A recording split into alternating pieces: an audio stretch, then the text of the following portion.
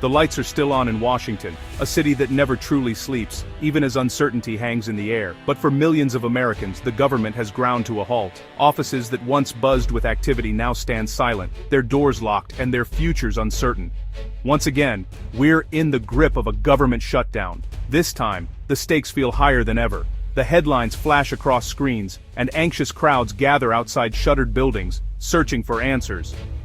Senate Democratic leader Chuck Schumer and House leader Hakeem Jeffries face off against a Republican leadership determined to hold the line, each side digging in deeper as the hours tick by. At the center, a bitter, high-stakes fight over how to fund the government and keep the country running. The debate is fierce, echoing through the marble halls and spilling into the corridors as lawmakers argue over priorities and principles. House Speaker Mike Johnson and Senate Majority Leader John Thune pushed a so-called clean funding bill, a simple 7-week extension designed to keep the doors open and buy time for negotiation. Their hope, a temporary fix to avoid disaster. The House passed it, expecting the Senate to follow suit and keep the government functioning, at least for now. But Democrats, led by Schumer, refused to bring it to a vote, calling it dead on arrival. They argued that a short-term patch wasn't enough to address the nation's urgent needs. Their argument, this bill ignored urgent policy priorities from healthcare to disaster relief and left millions in limbo. The result? A shutdown, with both sides blaming each other for the chaos. The Capitol becomes a stage for finger-pointing and fiery rhetoric. Republicans accuse Democrats of holding the country hostage, insisting that their refusal to compromise is putting American livelihoods at risk. Democrats say they're fighting for essential programs, vital services that millions depend on, from food assistance to veterans' benefits. Caught in the middle are the American people, watching a familiar, frustrating drama unfold yet again. For federal workers, families, and small businesses, the uncertainty is more than political theater. It's personal. This time, the fallout could be far more severe for whoever is seen as responsible. The stakes are not just political, they're economic, social, and deeply human. The question remains, who will blink first, and at what cost to the nation's trust in its leaders? At the heart of the shutdown is a fundamental clash, one that goes far beyond just numbers on a page or the ticking of a legislative clock. It's a battle over priorities, values, and the very role of government itself. The question isn't just about what a funding bill should do, but what it should represent for the country at this critical moment. Republicans, led by Speaker Mike Johnson, pushed for a so-called clean 7-week extension.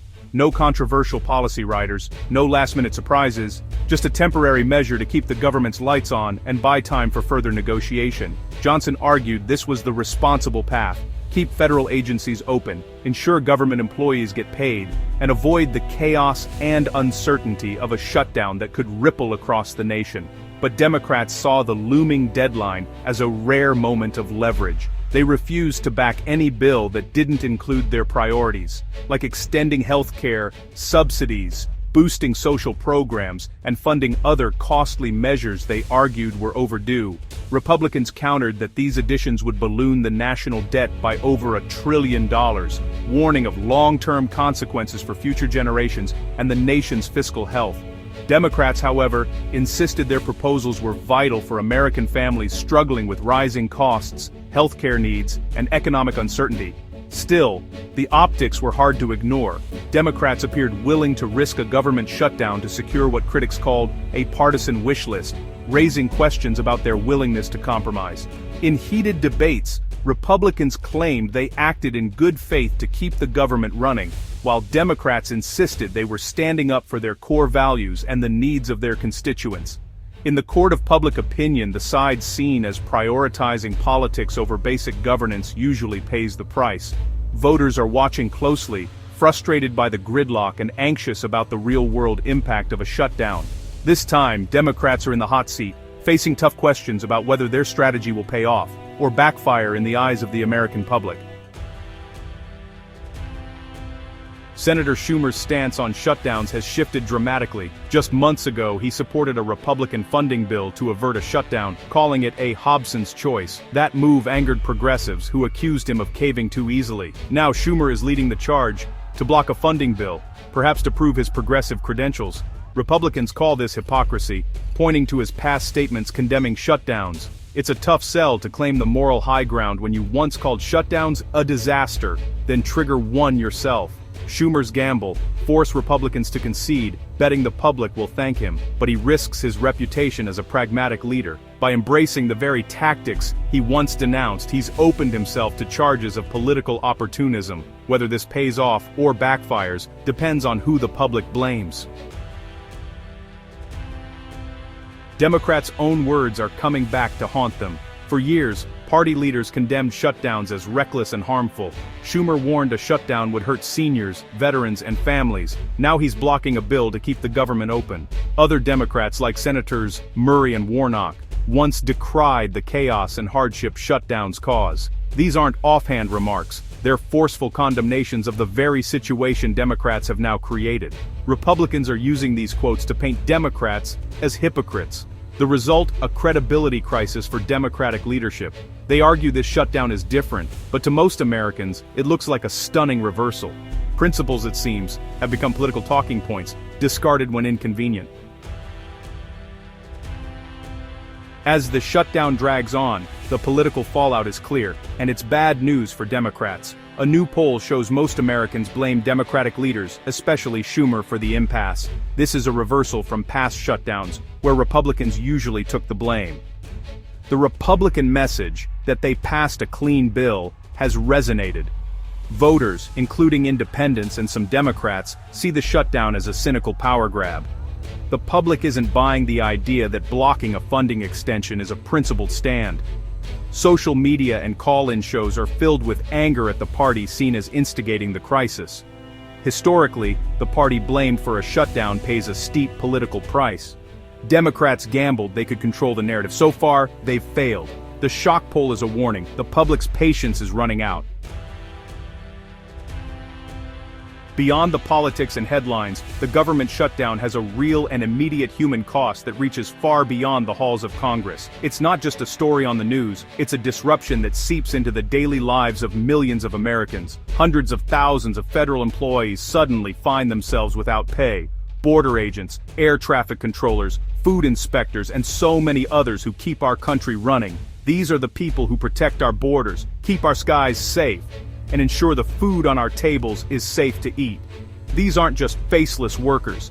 They're our neighbors, friends, and family members. Now they're facing missed rent payments, overdue bills, and a growing sense of uncertainty about what tomorrow will bring. This time, the White House warns that some layoffs could become permanent, turning what was once a temporary crisis into a life-altering event for thousands. The fear of losing a job lingers even after the shutdown ends. The impact ripples outward. National parks are closed. Families are turned away from vacations. Passport and loan applications are delayed. Critical scientific research is halted, and even national security can be put at risk. The longer the shutdown drags on, the more these disruptions cascade, hurting small businesses, delaying public transportation, and dragging down the economy. Everyday life becomes harder for everyone, not just federal workers. For many, it's not just about politics. It's a veteran missing out on vital benefits, a farmer unable to secure a loan for the next season, a family missing a holiday together because of lost income or uncertainty. These are the real, tangible consequences of political failure, felt in communities across the country, in homes, schools, and workplaces. While politicians argue and point fingers in Washington, it's ordinary people who pay the price for the gridlock and inaction. The closure of a government office isn't just an abstract inconvenience, it's a personal blow to those who rely on these services every day. This is the true tragedy of a shutdown, the silent suffering of millions, caught in the crossfire of political battles they never chose. History is clear. Shutdowns almost always backfire on those who cause them. In 1995, Speaker Gingrich's shutdown helped re-elect President Clinton. In 2013, Republicans' attempt to block Obamacare led to plummeting approval ratings. Even Trump's 2018 shutdown ended in defeat, with no wall funding and mounting public anger. Each time, the party seen as responsible paid a steep political price. Americans have little tolerance for using shutdowns as a negotiating tactic. By blocking a clean funding bill, Democrats have walked into a historical trap. They now own the shutdown, and if history is any guide, the consequences will be severe. The lesson disrupting millions of lives for political leverage rarely ends well. The public always remembers who pulled the trigger. This shutdown could reshape the political landscape for years. Polls already show damage to the Democratic brand, with midterms looming. Republicans have a simple attack. Democrats chose a shutdown over compromise. For Democratic incumbents in swing districts, this is a nightmare. Attack ads will show closed parks and unpaid workers, blaming Democrats. The crisis may spark a bitter internal struggle between progressives and moderates. For Republicans, the lesson is clear. Disciplined messaging works. By misreading the public mood, Democrats may have made a monumental blunder. As 2026 approaches, this shutdown could be the issue that costs them Congress.